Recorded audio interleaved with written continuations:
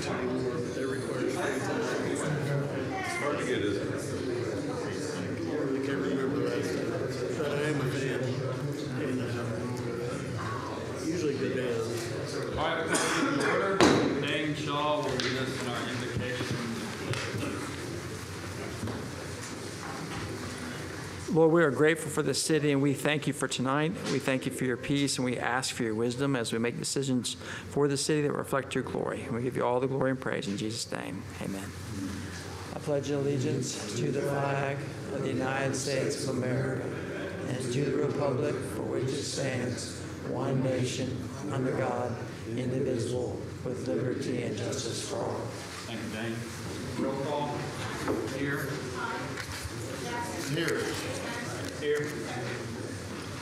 All right, first on our agenda is a presentation from Mr. Ozier with OMI. Turn it over to him. Good evening.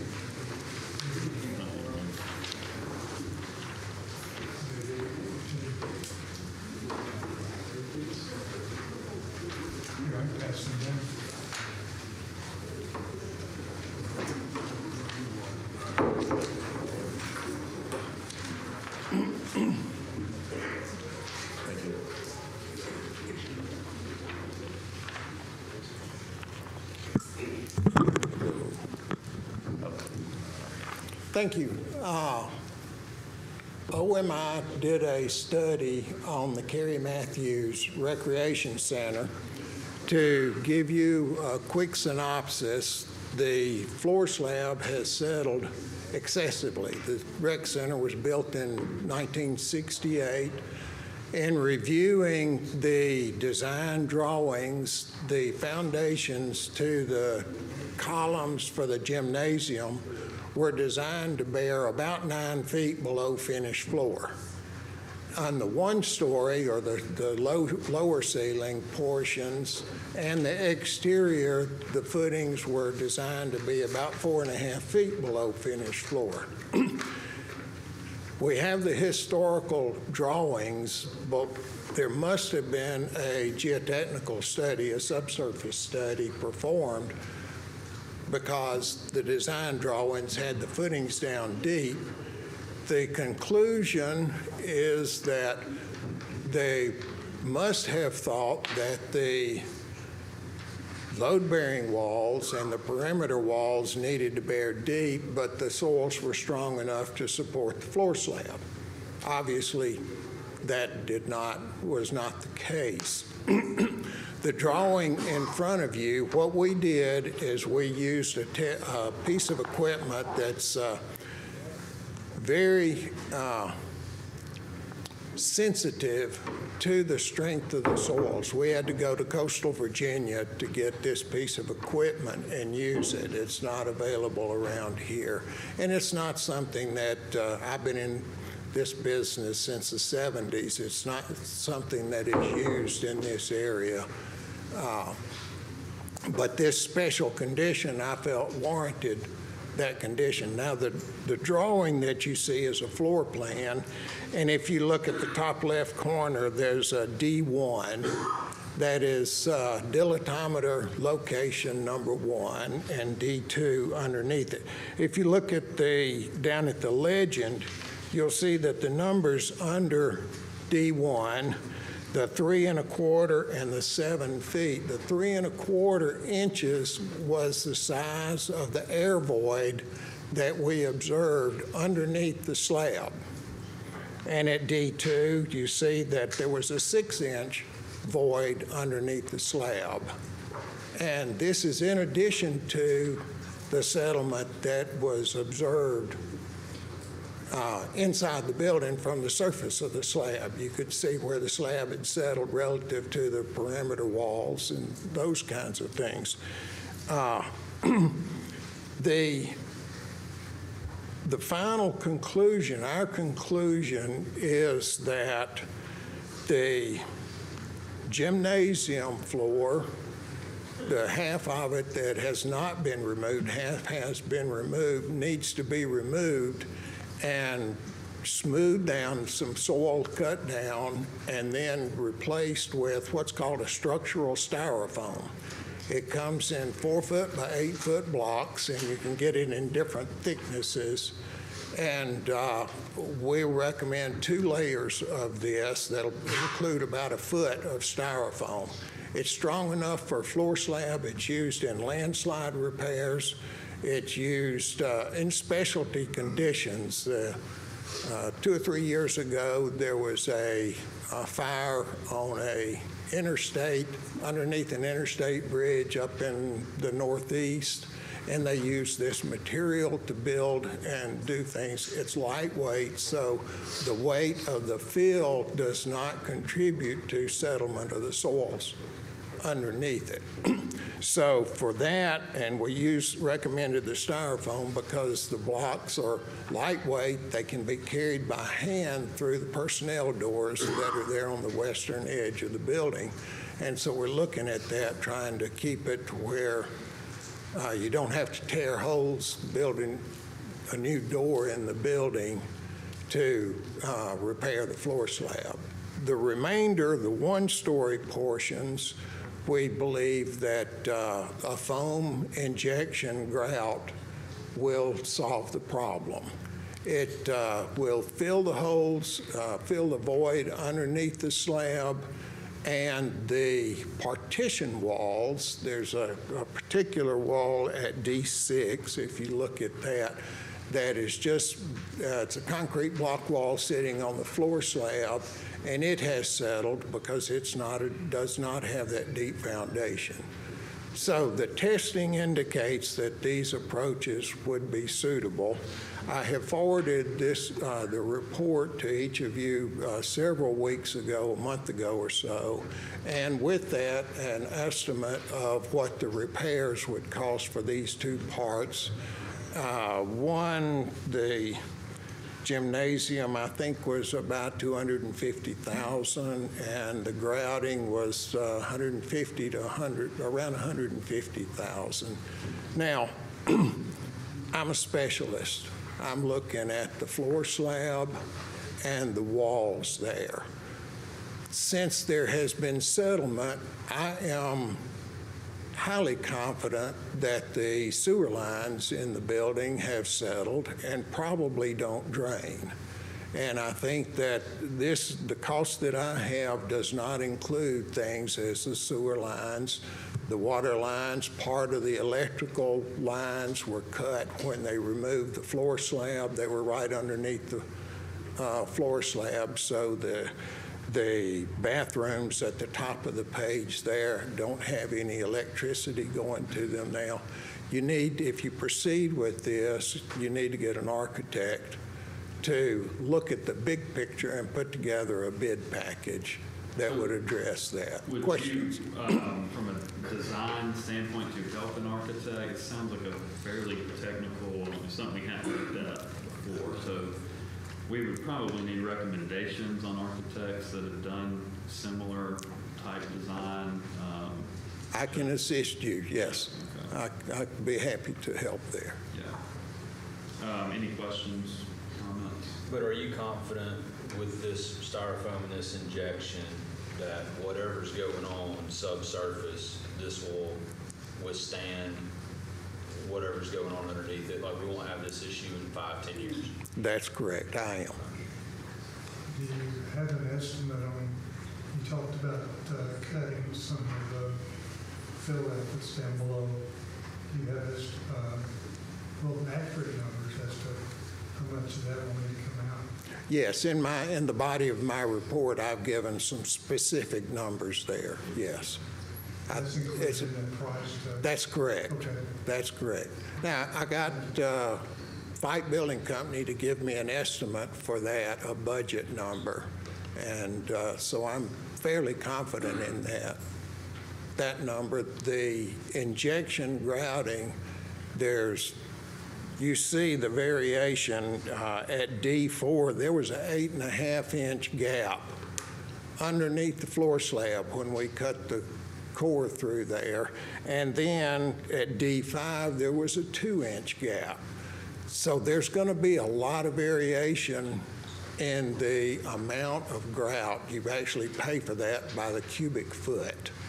and there's a lot of variation. And then our recommendation is to fill the void underneath the slab, and at the partition walls, the one that's near D6 was a good example. We recommended that the grouting extend on down. I believe, my recollection is to a depth of about 5 feet, and that was due to the strength of the soils. The weaker soils are at the surface in our testing, and then they got firmer at about 5 feet at that specific locations. So there's a good deal of variation in the amount of grout and the cost estimate for the grouting. I've tried to give a high number there to cover that in there, but that's one that's a blind operation. Thank you. Any other questions, comments? Appreciate the report. The one you emailed to was very thorough, and even I could understand it. Well, good. Somewhat. Thank you. So I appreciate that. Anything else? I'll just say you put a lot of time, a lot of hours into this. When we first reached out to you, you looked through it, and I really didn't think you were going to call me back, but you did, and we just appreciate all the effort that you put into this, because you made it very clear and very simple, as Jacob said, for us to be able to understand what we need to do and what we're challenged with at this particular point. So thank you. We're available to help anyway. Thank you. Have a good evening. We'll be in touch on an architect and kind of how we need to move forward. Thank you. All right, next on the agenda is agenda-related comments. Justin, did you have your agenda-related comments?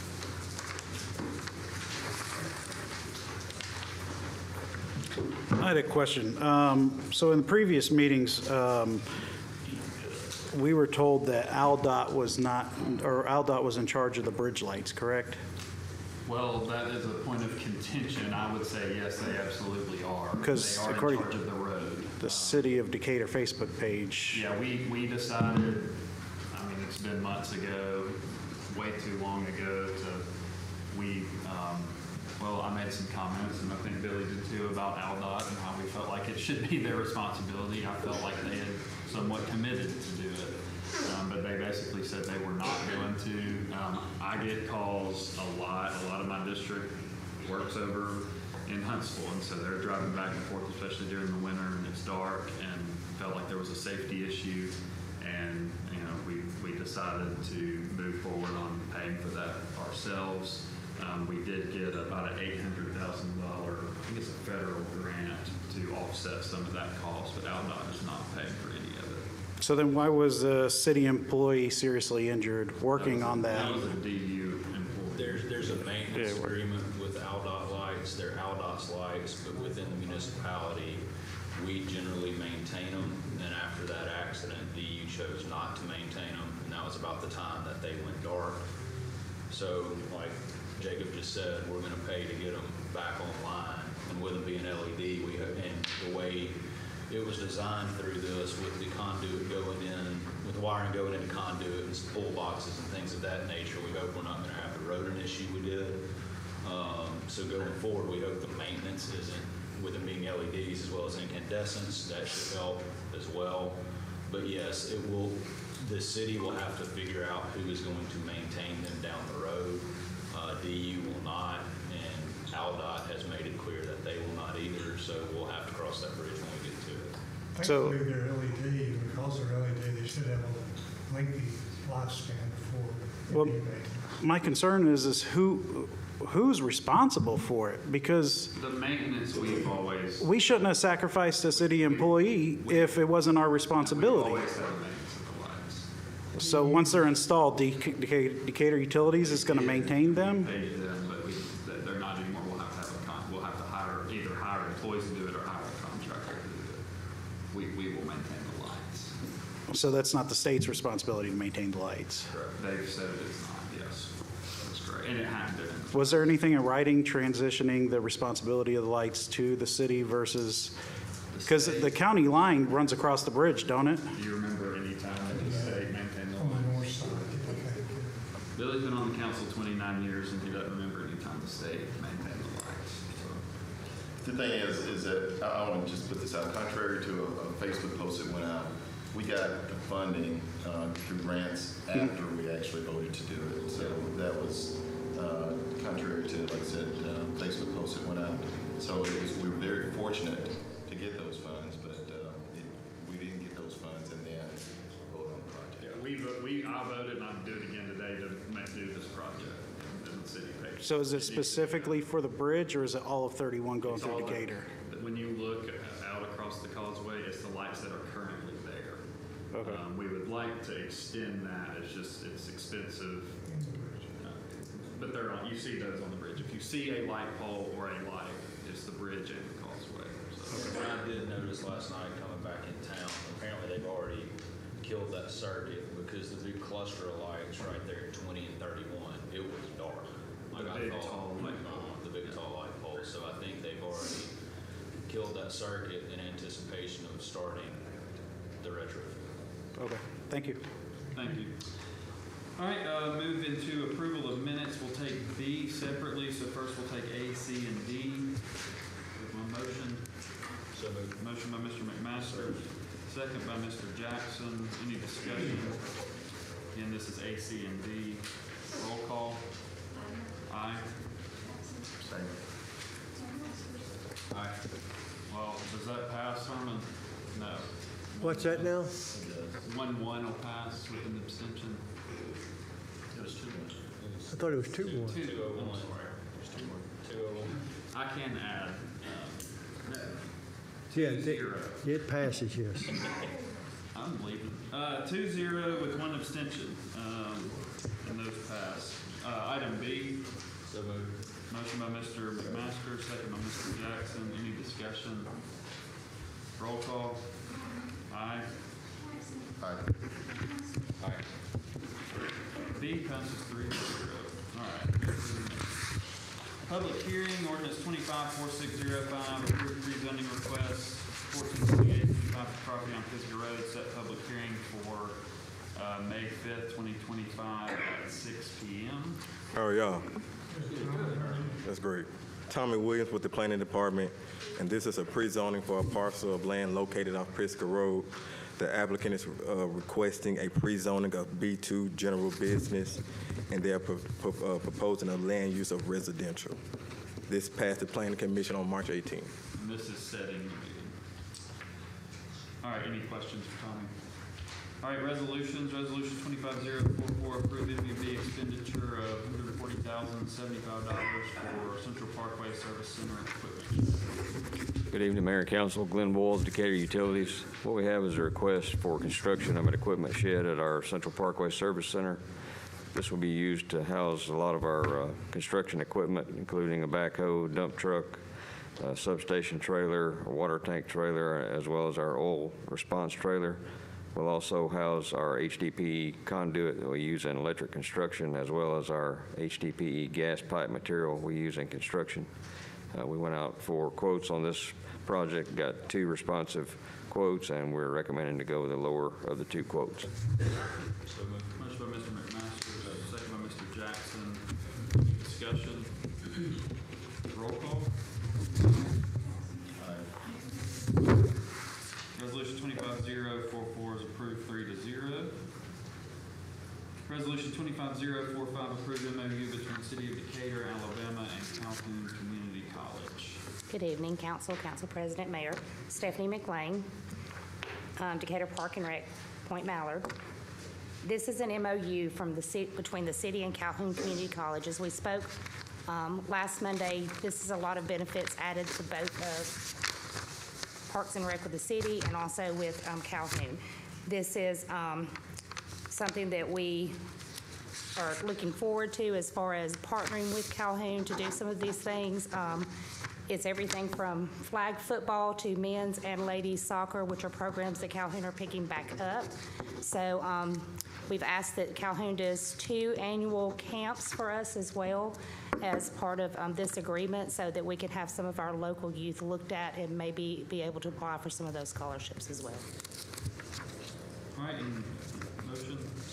Motion by Mr. McMaster, second by Mr. Jackson. Any discussion? Roll call. Aye. Aye. Aye. Resolution 25045 approved 3-0. Resolution 25046, award bid number 25013 to George Plumbing for plumbing services being the lone responder. Jeremy Sherrill Procurement. This is an annual contract renewal for the plumbing services contract. We opened on March the 6th, inviting 20 vendors. We only had George Plumbing respond. They have been contracted with us since 2012, and we're recommending for approval. So moved. Motion by Mr. McMasters, second by Mr. Jackson. Any discussion? Roll call. Aye. Aye. Aye. Resolution 25046 approved 3-0. Resolution 25047, award bid number 25015 to Waste Away Dumpster Service for dumpster services being the lowest responsible bidder. Also, this is an annual renewal. We opened on March the 6th, invited 19 bidders, 4 responses, and we recommend Waste Away as the lowest responsible bidder. So moved. Motion by Mr. McMasters, second by Mr. Jackson. Any discussion? Roll call. Aye. Aye. Aye. Resolution 25047 approved 3-0. Resolution 25048, award bid number 25016 to Pepsi Cola Decatur for soft drinks related equipment and services being the lowest responsible bidder. This is also an annual renewal, opened on March the 6th. Both Pepsi and Coca-Cola responded, and we are recommending Pepsi Cola Decatur as the lowest responsible bidder. So moved. Motion by Mr. McMasters, second by Mr. Jackson. Any discussion? Roll call. Aye. Aye. Aye. Resolution 25048 is approved 3-0. Resolution 25049, accept AMRV grant for Flying Dragon Disc Golf Course. Yes, Alan Stover, Community Development Department. This is a grant to renovate the existing Flying Dragon Disc Course at Jack Allen. So we're just requesting your approval to accept this grant. So moved. Motion by Mr. McMasters, second by Mr. Jackson. Any discussion? Roll call. Aye. Aye. Aye. Resolution 25049 Thank you. approved 3-0. Resolution 25050 approved agreement with Alabama Department of Corrections, North Alabama, CBF, CWC to provide labor to city departments. Wanda Tyler, Landfill Department. This is an annual renewal of an agreement that we have with the Department of Corrections, where they will provide inmate labor to all city departments. So moved. Motion by Mr. McMasters, second by Mr. Jackson. Any discussion? Roll call. Aye. Aye. Aye.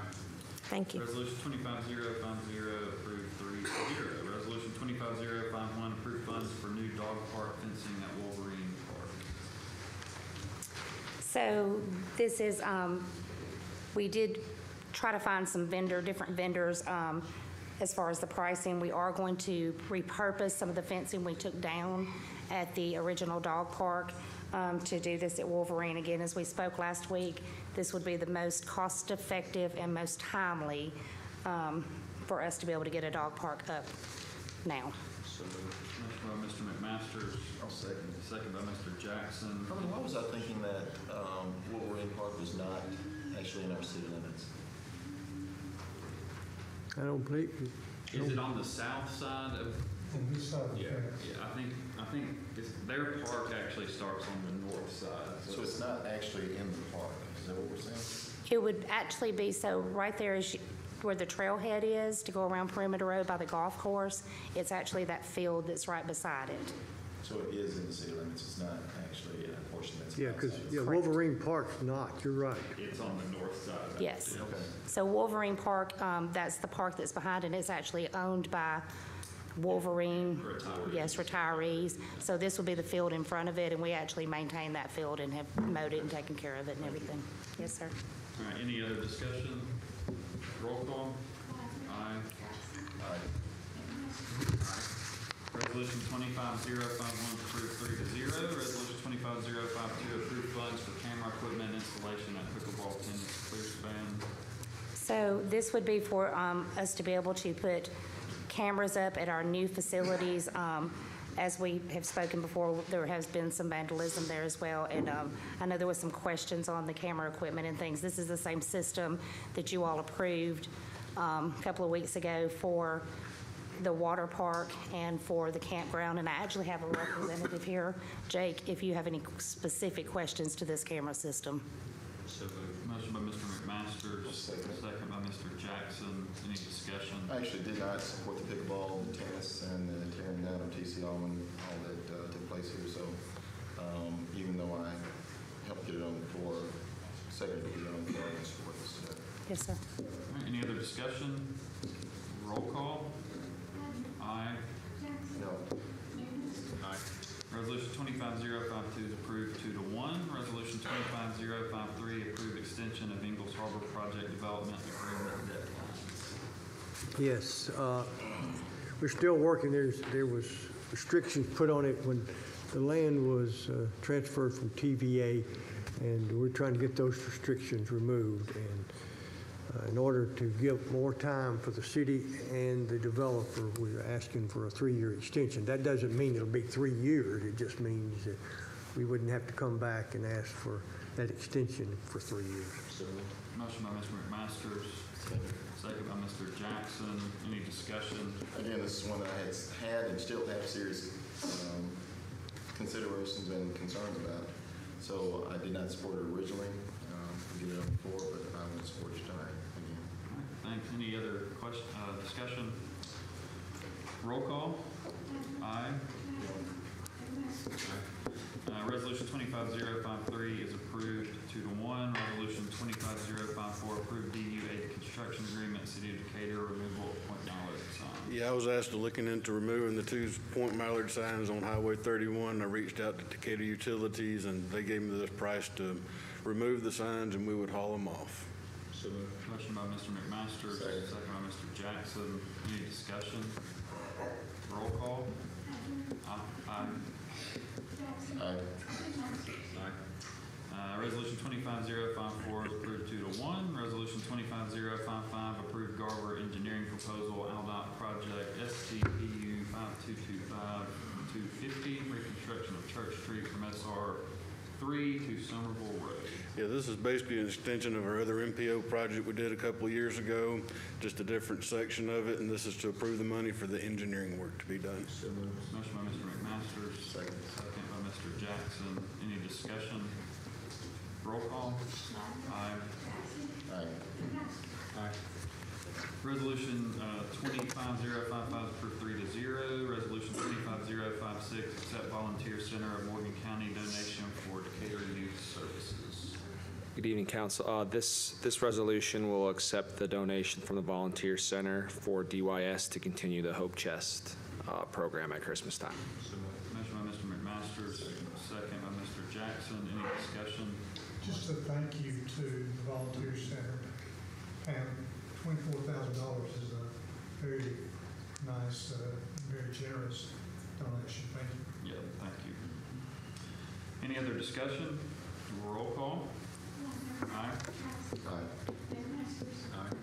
Resolution 25056 is approved 3-0. Resolution 25057 award bid number 25014 to Responsible Partners LLC for alcohol services at Ingalls Harbor being one respondent.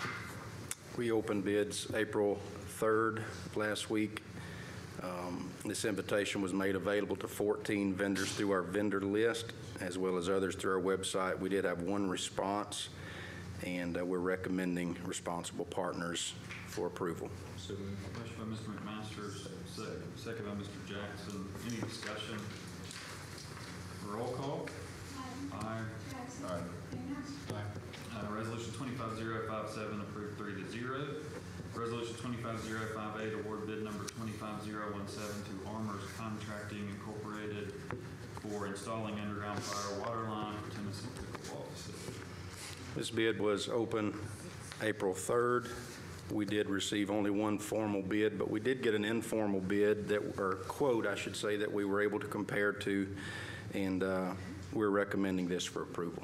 So moved. Motion by Mr. McMasters, second by Mr. Jackson. Any discussion? We got the same situation where I did not support the pickleball in the tennis earlier on.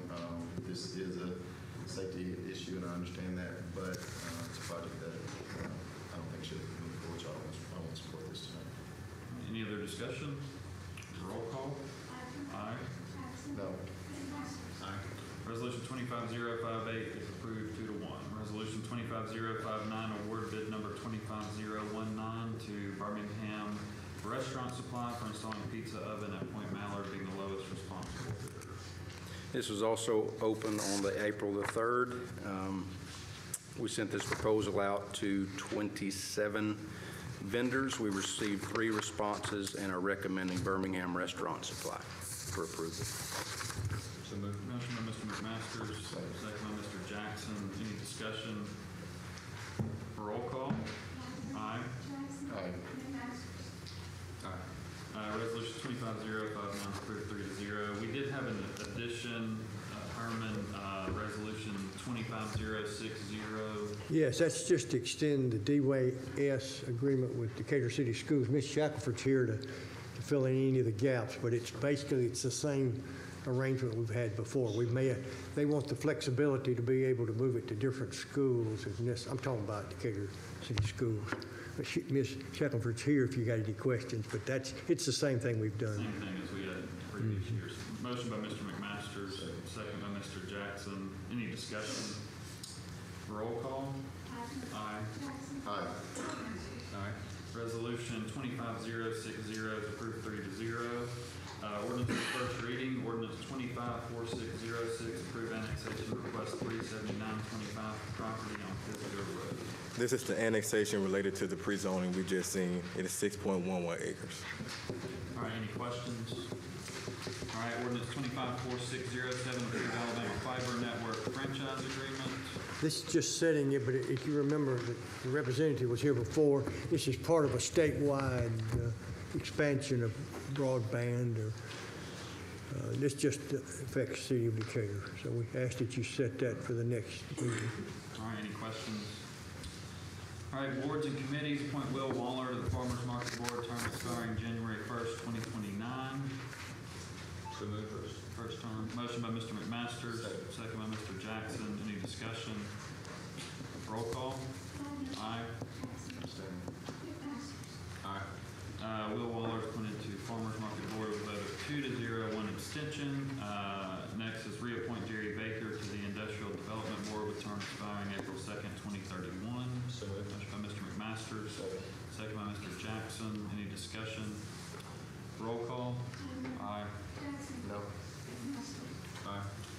Jerry Baker is appointed to the Industrial Development Board with a vote of 2-1. Reappoint Julia Roth to the Industrial Development Board with term expiring April 2nd, 2031.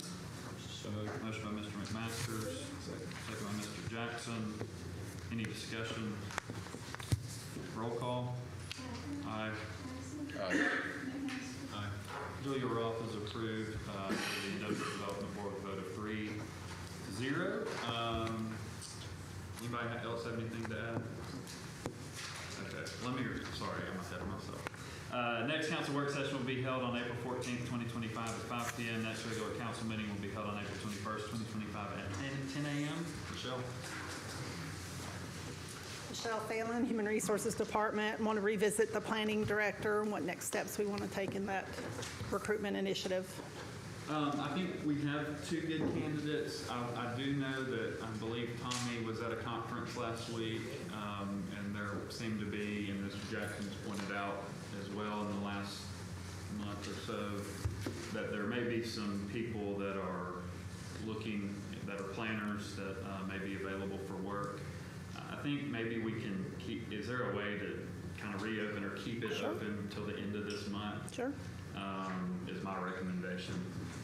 And see, I know you made some contacts, and Michelle, if there's some people we can reach out to, but see if we get anyone that's we should interview in the next 3.5 weeks. And then after that, we've got 2 candidates, if potentially more, we'll make a decision. Okay. Next up, Police Chief. You had several candidates apply. We'll let you know that I did reach out to Mr. Smith. He is still interested. Mr. Izzo did withdraw his interest, so you have majority support for interviewing Tory Mack and Theo Smith. That was fine with me, unless somebody else. That's okay with me, too. I want to ask you, though, now, you reached out to Mr. Smith last week because he told me that he was going to withdraw. But you reached out to him, and he said, I spoke with him personally, and we discussed the opportunity, and he said he would like to continue the conversation and keep his interest. so he did not share that he had told me that he was going to withdraw. Not specifically, no. I did share with him that you had mentioned that was his intention, therefore I was following up with him. And his response once you said that I had mentioned that? Just that he was talking about the process, that he didn't want to waste our time if there were candidates already selected. And then we talked about the opportunity, and I said there were other members of the council who wanted to visit with him. We just kind of had a general conversation, and he said he would like to continue his interest. Okay. It kind of bothers me because he specifically told me that he was going to withdraw.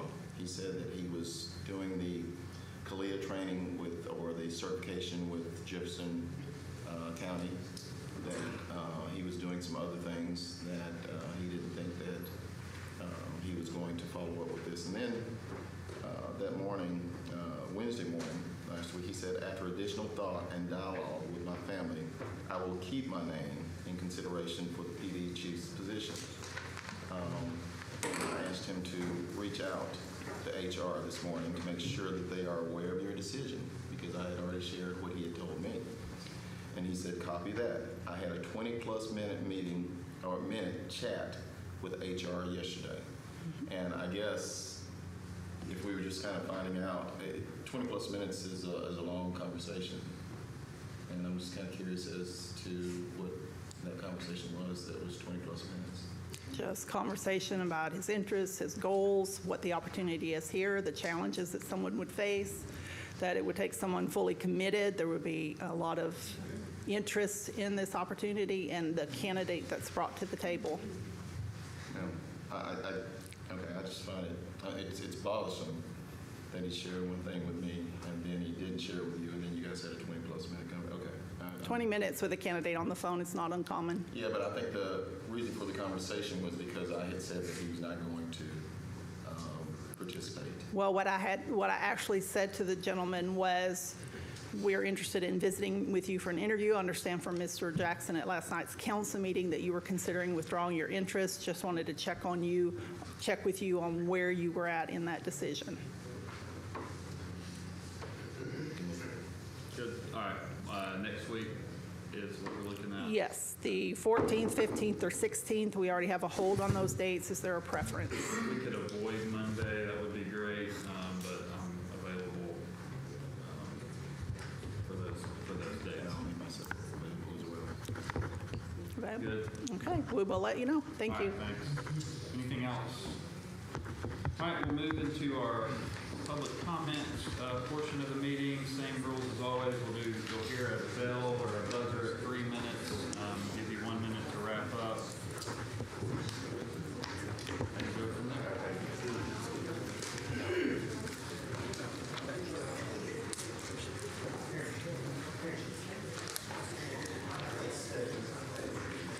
I'll let everybody clear out for a second. Aaron, it's your first on the list.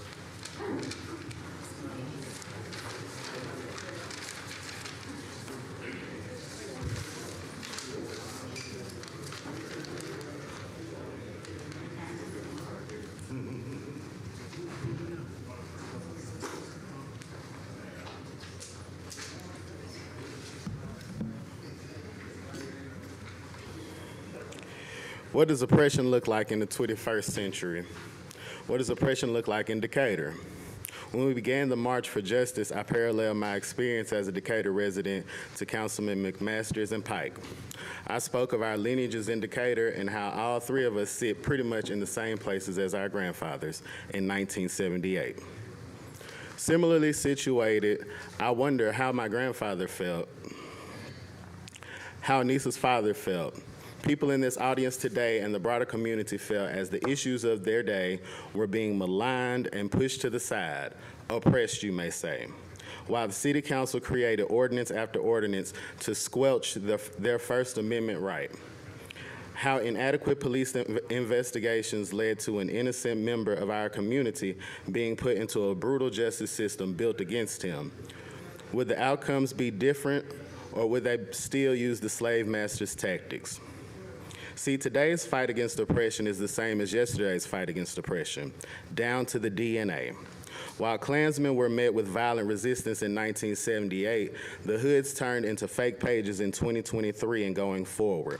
Cyber stalking our every move, and some pages being Decatur Police Department officers, which is on trend because history repeats when we don't learn, act, and do from it. We currently have a council.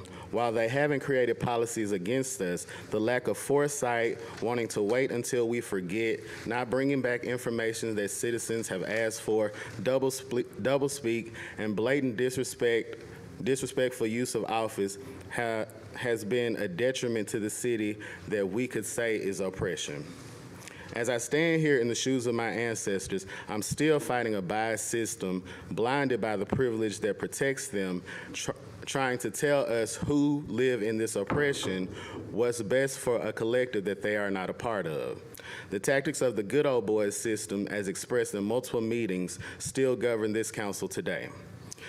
Thinking that oppression just fades away without active involvement or those who hold power is insanity and cowardice. Upholding what we know in our hearts is wrong shows that this council is still on the wrong side of history, which is the same oppression being put on the community today. Oppression looks like a city not filing state emergency when a black community faces the brunt of damages incurred in a storm. Oppression looks like an $18 million grant for a bike lane when the money available for actual structures to mitigate harms from the 1956 Highway Act that destroyed black communities across this country could have been used. Grants that could have helped Al's Groceries or George W. Braxdale Masonic Lodge. Oppression looks like shutting down community centers with no plans for what to do with the kids that use it. Oppression looks like the lack of foresight and not bringing a single new thought since being on the council to progress the city economically, structurally, socially, or any other things promised in campaign posts, speeches, and flyers.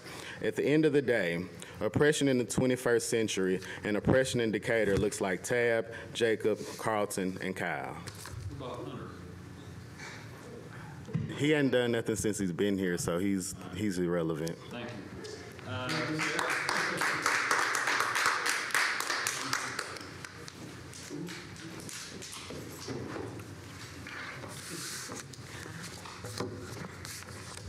What I was going to read is no longer relevant due to certain candidates having removed themselves from the application process for chief.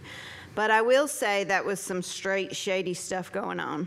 I'm sorry, but our city HR department is having too many red flags, and this isn't new. We have been noticing issues since last year about this time. Remember, our Decatur city is its citizens.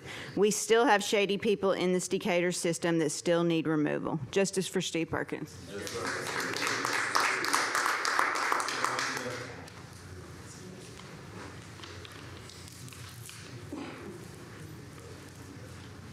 So is that common for Rochelle to do pre-interviews?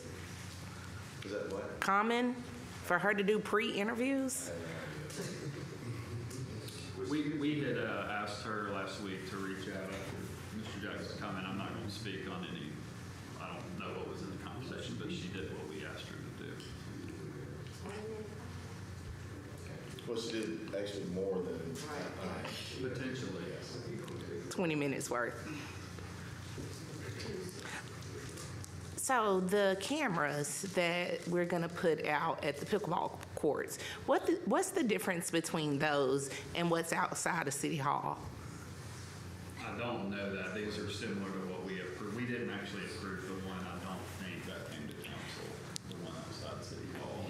But I'm just a little confused because I feel like City Hall should be a more secure premise than pickleball courts. Y'all agree? Yeah. Okay, but when Steve's memorial was vandalized, we can't see anything regarding that. However, they're speaking that these new cameras for the pickleball courts, that officers and employees are going to be able to look at it live. So how are we putting importance on pickleball courts versus Decatur City Hall? I don't know enough about that camera out there. I can speak to. But we voting on it, and it's like thousands of dollars, right? We didn't vote on one out there. I know, but we voting on these that's going out there. I can speak on those, not the ones here. I didn't approve those. Moving right along. So, a man in a position of authority becomes mediocre when he confuses power with competence. Holding a title doesn't mean he has skill or the vision to lead. A man in a position of authority becomes mediocre when he avoids accountability, blaming others, dodging consequences, or refusing to own mistakes. A man in a position of authority becomes mediocre when he surrounds himself with yes men, avoiding challenge or growth and only seeking validation. A man in a position of authority becomes mediocre when he lacks empathy and emotional intelligence, when he is unable to connect with the people that he serves.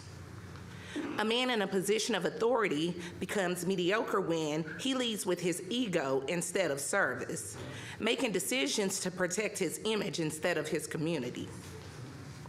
A man in a position of authority becomes mediocre when he resists change, clinging to outdated methods because this progress threatens his comfort.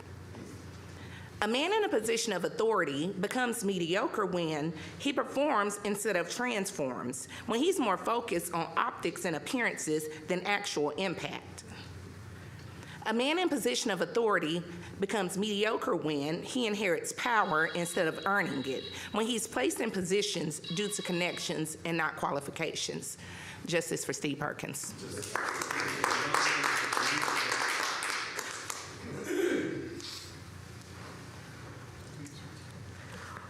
For the last 18 months, whether the community knows this or not, we've had a lot of meetings privately or behind the scenes, meetings, phone calls, emails, over lunch, etc. Just last week, with Jacob, me, my brother, and Mike, we had a meeting, and Jacob, you stated, you know, I don't think you're going to find anyone who can help you more than I can. What did you mean by that? I just think a lot of people say, people up here have said it, if you can put the agenda together, you can be helpful. But there may be somebody else.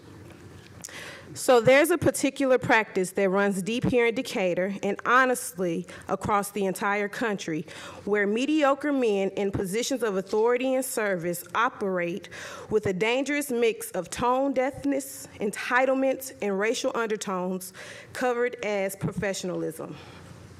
Their coded language is wrapped in politeness to seem acceptable, but it's not. It's predictable, systematic, and harmful. And doing the bare minimum for black folks isn't a favor, it's disrespect. You're not doing any of us a favor, you're feeding your ego and playing out your white savior complex. Doing the right thing shouldn't require endless meetings or convincing. It should already be in your heart and soul if you actually cared about justice. Doing the bare minimum to seem progressive while protecting power isn't justice, it's maintenance. Maintenance of a broken system. Real allyship means going beyond expectations, not meeting the lowest ones. Dismantling systems and creating solutions for everyone, not just those who look like you. This city, like many others, is infested with mediocre men. Men who didn't earn their positions through merit, intelligence, or hard work, but through inheritance, nepotism, and networks built on exclusion. They demand receipts, evidence, and facts from us while never requiring it from their colleagues, whose crimes are the reason why we have to advocate daily. They walk around like we should be grateful when they show up and say a few words. Steve, an innocent black man, was murdered. And for months, these same mediocre men gaslit us. We were triggered, re-traumatized every Monday, and fed nothing but silence and excuses for months. Don't get it twisted. We've been given the short end of the stick. Renshaw and Jack Brown, one harassed citizens, the other punched a woman in the face, both walked away with benefits. Todd lied to the public time and time again, demoted barely. And Tab, a joke of a mayor, negligent, incompetent, and still in power because he's white and male. If he were black, brown, or a woman, he would be gone. Lastly, ask yourself, are you a mediocre man upholding a broken system, or are you someone with the qualifications and integrity to challenge it and fight for real justice and equality for all? Justice for Steve Perkins, justice for Decatur, and justice for this country. I'm gonna be short. A couple of council meetings ago, I challenged you guys to do the right thing, right? If you guys want a better Decatur, a better community or whatnot, do the right thing for your constituents. When, I guess the challenge went out for guys for chief. Within 4 hours, we did investigations on a lot of them. Background checks, talk to people. Within 4 hours, we knew a lot about a couple of the candidates. You guys got to do a better job on vetting the guys that you guys are bringing in, right? Mainly because we want what's best for the city. If that's a white man, that's what we want, if it's best for the city. If that's a black man, that's what we want, if it's best for the city. If it's a Puerto Rican, a Mexican, polka dot, it really don't matter. If it's best, we want the best guy for the city. We don't want to relive what happened to Steve again. We want to make sure we get the right guy and support that guy, right? Because we got bad reports on the black ones, just like we got bad reports on the white one. So don't understand, we're here fighting for what's right for the city because we're going to be the one held accountable. I'm not a lawbreaker, so I'm not worried about the police chief. I don't break the laws. But my thing is, I don't want to relive what happened to Steve. I don't want chaos in my city because we're just blindly choosing someone. Maybe because he looked like me, or maybe because he looked like you. We want the right guy for this city. And we challenge you guys to do the right thing for this city. And my question is, why is Rochelle having 20 minutes to communicate with any candidate before you guys have 20 minutes to talk to a candidate? Thank you.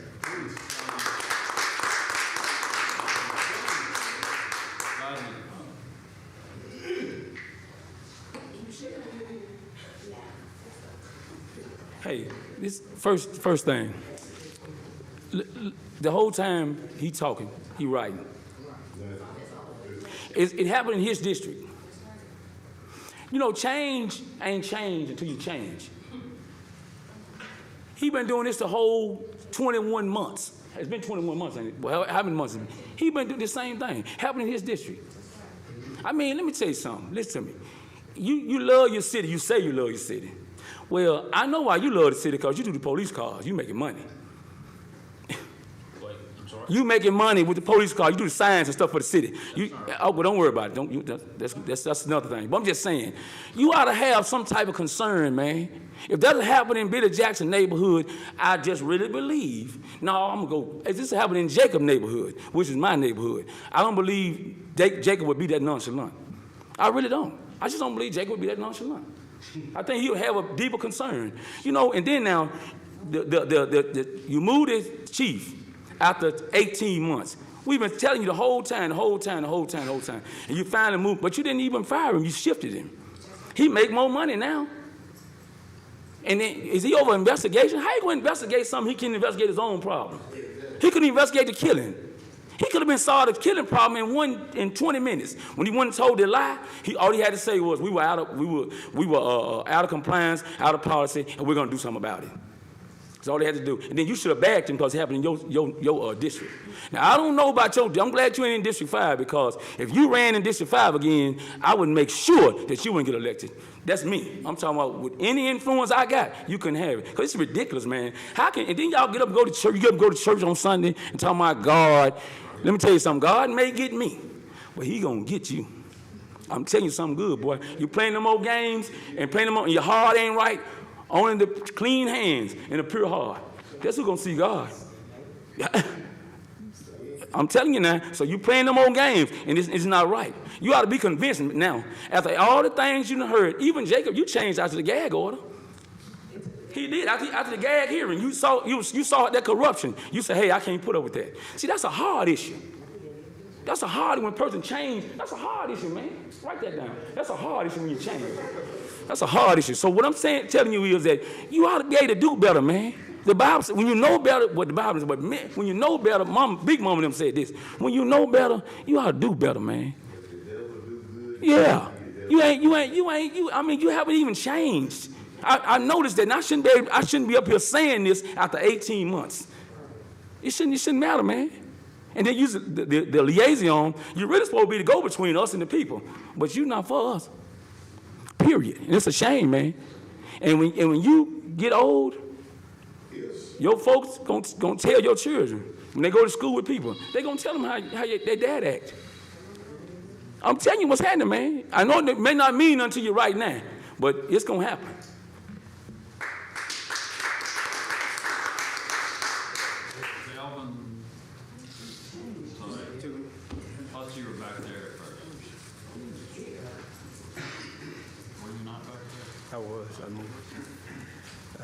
Good evening, gentlemen.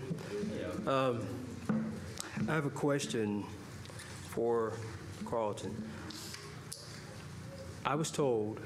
We were told the other day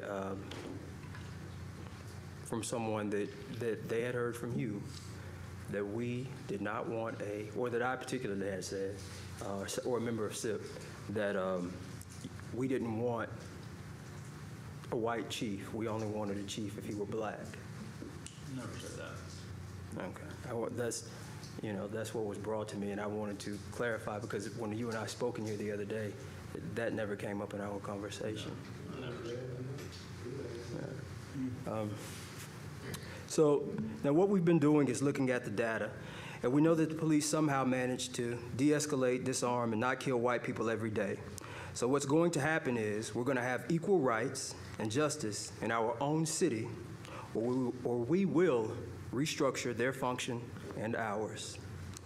I don't want to hear any more about how far we've come when paid public servants can chase a 16-year-old through 3 counties to his death, or conceal themselves, use 2 citizens to lure a man out of his home, then ambush him on his own property, ultimately killing him on television for the world to see, then going home to make a sandwich. Tell Levani Perkins how it's so much better to live in 2025 than in 1825 or 1925. Tell that to Stephen Perkins. Tell that to Jaden DeJohnette. Tell it to Brian Pitts. There has been no war that we have not fought and died on the front lines of. There has been no job that we haven't done. There is no tax that we haven't levied, that they haven't levied against us, and we've paid all of them. But freedom is somehow always conditional here. You're free, they keep telling us. But Steve would have been alive had he not acted so free. Now, freedom is always coming in the hereafter, but you know what? The hereafter is a hustle, and we want it now. And let's get a couple of things straight. Just a side note. The burden of the brutalized is not to comfort the bystander. That's not our job, so stop with that. If you have a critique for the resistance, for our resistance, then you better have an established record of critique of our oppression. If you have no interest in equal rights for black people, then do not make suggestions for those who do. Sit down. We've been floating this country on credit for centuries, and we're done watching and waiting while this invention called whiteness uses and abuses us, burying black people out of sight and out of mind while extracting our culture, our dollars, our entertainment like oil, black gold, ghettoizing and demeaning our creations, then stealing them, gentrifying our genius, and then trying us on like costumes before discarding our bodies like rinds of strange fruit. The thing is, though, just because we're magic doesn't mean we're not real. Thank you.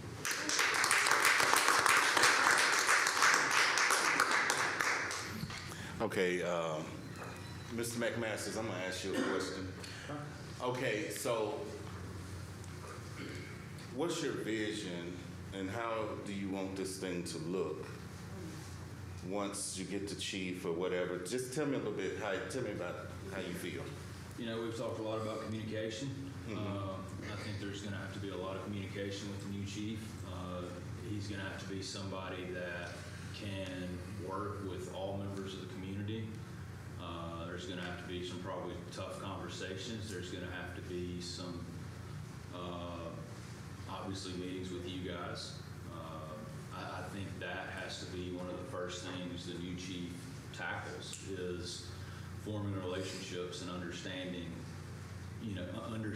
where everybody's coming from, those who have been hurt, those who have felt like they haven't been heard. I think that has to be one of the first things that the new chief does, whoever that may be. Okay, Jacob?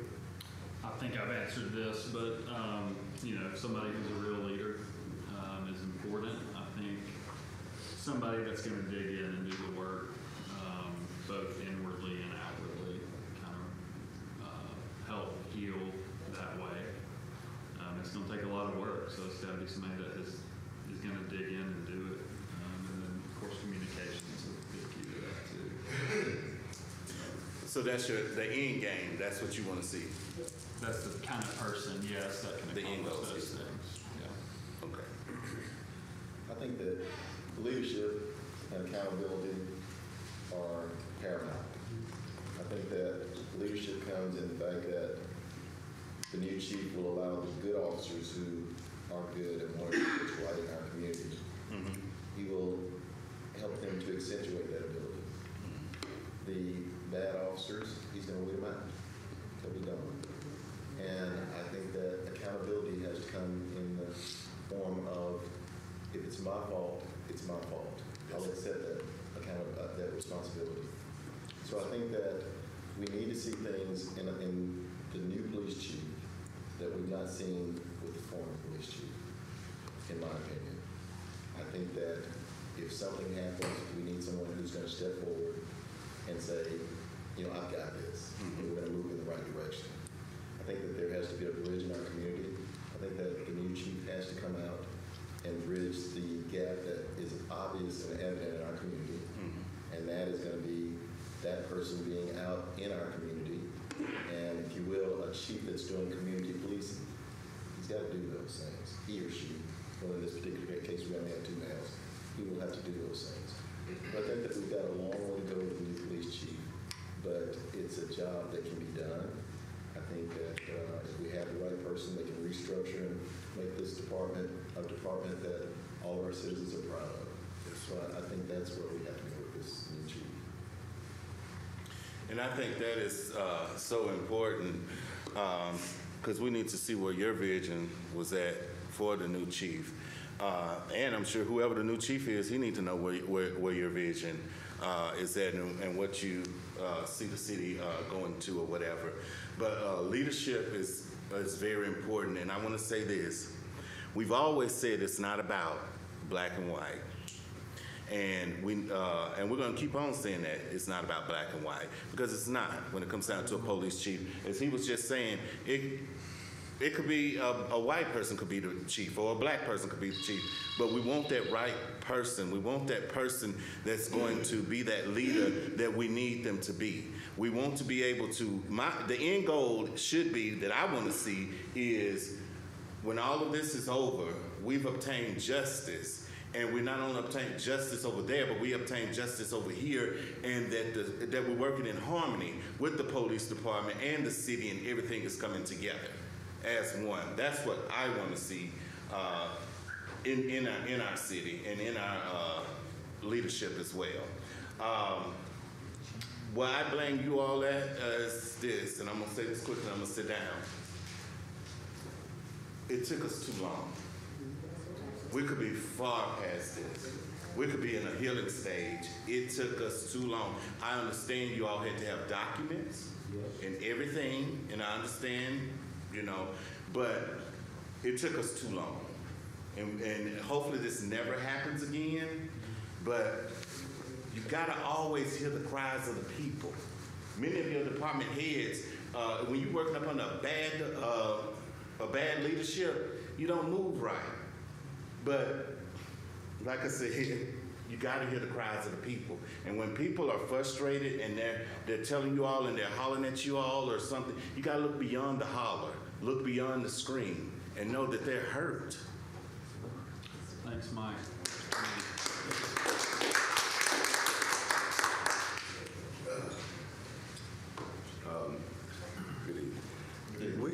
We come up, I come here week after week, you know, and, you know, I don't really see a change.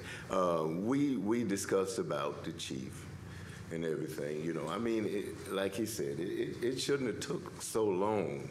And I stand for my girls without a father. And y'all don't know. I mean, you really don't know. Until something happened to you or your family, you don't know. And I tell you, all of this stuff has got to stop. From the racist policemen, not all of them, but most of the ones I've seen. If you was over there for that stand your ground, the way they did my son-in-law, it's pitiful. And then y'all to sit up here day after day, week after week, and do nothing. And you still is for opinion right now. You know what I'm saying? It's all in you. See, the devil can do anything but good. You see what I'm saying? Because if he do good, he can't be the devil no more. And he in us. You know, he in a few people that I know that's here. But this stuff has got to stop. I'm just fired up. You know what I'm saying? I mean, I want to do some things, but I know Jesus Christ. Right. He said, vengeance is his. You might get by, but you won't get away. And everything we have told y'all, discussed with y'all, has come to pass. Right. And all of it is coming. That's right. You can't stop it. It's coming. That's right. Justin.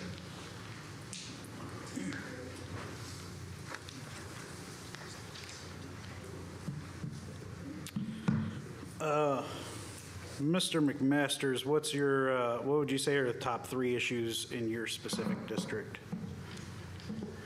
The top 3 issues in my specific district. Everybody is always worried about more roads getting paved. If we're talking about district-wide, I get several phone calls about the area at 67 and Upper River Road with the traffic accidents there, and flooding issues. Those are the overall district. Those are 3 of the big ones I hear about. I'm honestly impressed that you actually picked one of the top 3 that I found.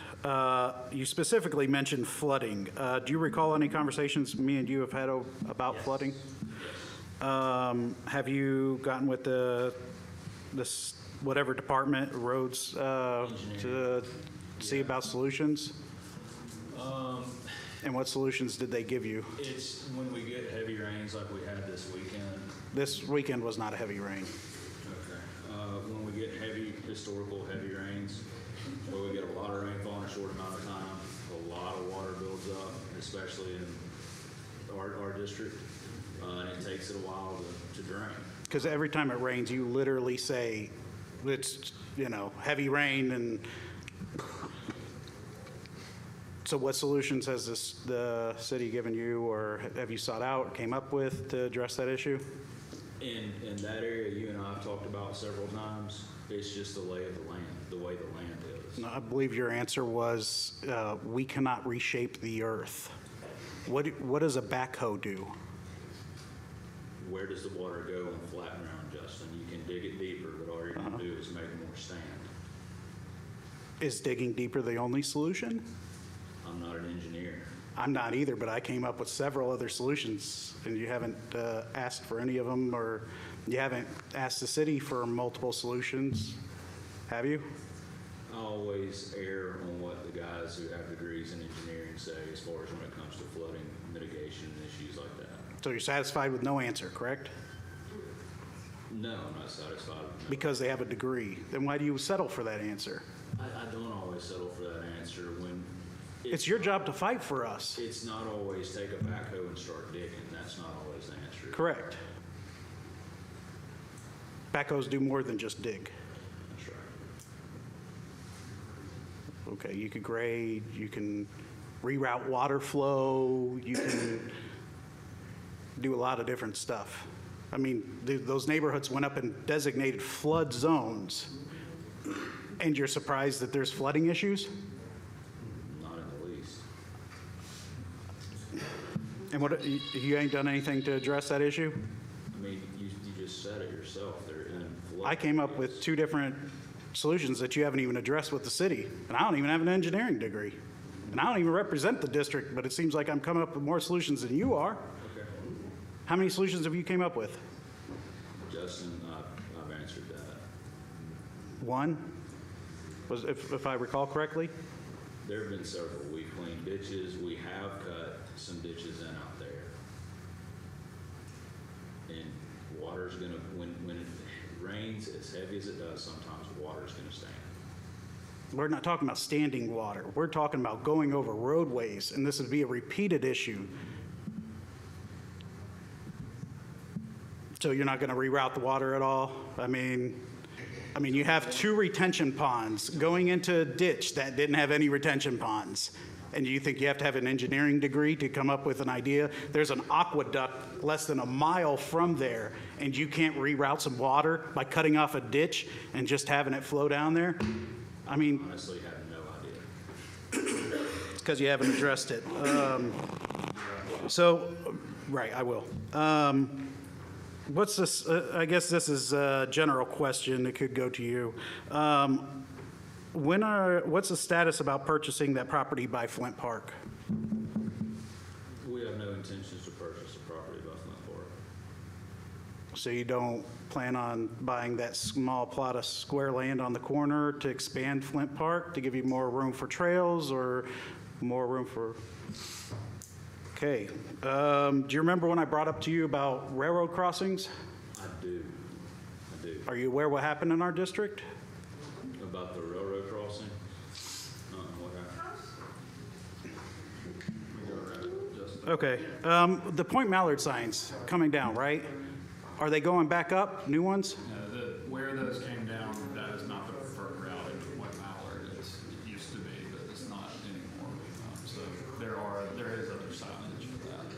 Okay, there was a quote you said, those who feel they haven't been heard. This quote you said when you were talking about the police chief and stuff. But I feel that it's important that you know that it's more than just listening. When Mr. Ladner speaks, I can sit there and not say one word and listen, be the best listener in the world. But if 5 minutes later he sits there and says, so what do you think about my grandmother dying? And I didn't even know his grandmother died. Am I a good listener? So it's more than listening. It's taking the conversation and having relationships in the community that aren't just one and done. Ongoing conversations is what needs to happen. Ongoing relationships, not just listening, but actually being heard and those concerns being taken into consideration, not just from one community, from all the communities. Thanks, Justin. We got Mr. Jackson. Let me ask you, we talked last week about the mowing and somebody going into it. Did we get somebody in that position yet? Have we posted it? Yes. Okay. We were told though that we were going to fill the position. So I've been more than glad to talk to you about this anytime that you'd like to sit down and talk about it. We're looking at redoing that job description, so it has to be rewritten, and we've come up with some other ways to take care of the mowing for this season. So we started the process of figuring out how to do it elsewhere, another way. A whole lot further on than we just started out.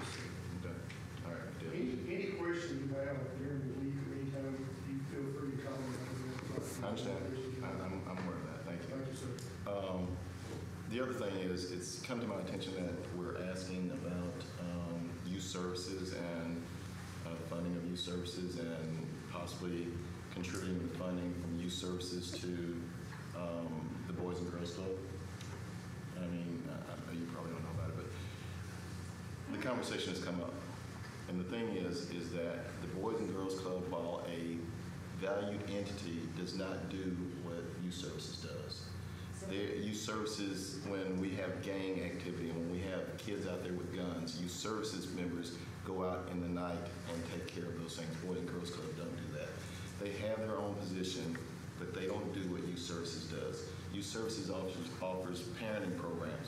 So for anybody to question what youth services does in our community, I challenge you to go to youth services and ask them what they do and how they do it in our community before we start making assertions as to possibility of clearing out youth services and not having youth services and contributing those funds to the Boys and Girls Club. All right, any other discussion? All right, stand adjourned. Thanks.